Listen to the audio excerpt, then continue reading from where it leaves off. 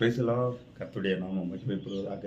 நண்பு தேவ பிள்ளைகளே, கர்த்தர் உங்களை நீக்கும் ஆசீர்வதிப்பாராக. யோவான் எழுதின சுவிசேஷம் 10வது அதிகாரம் 9வது வசனம் சொல்கிறது, நானே வாசல்.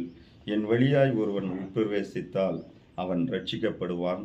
அவன் உள்ளும் புறம்பும் சென்று மேய்ச்சலை கண்டடைவான். நானே வாசல். என் அன்பு தேவ பிள்ளைகளே, கர்த்தரை நம்மை அழைக்கிறார். இந்த வார்த்தையை கேட்டுக்கொண்டிருக்கிற என் அன்பு தேவ பிள்ளைகளே, இன்னைக்கு நீங்கள் இருளிலே நடந்து கொண்டு இருக்கலாம். வாசல் தெரியாமல் அலைந்து திரிந்து கொண்டு இருக்கலாம். கர்த்தரை சொந்த ரட்சகராய் ஏற்றுக்கொள்ளுங்கள்.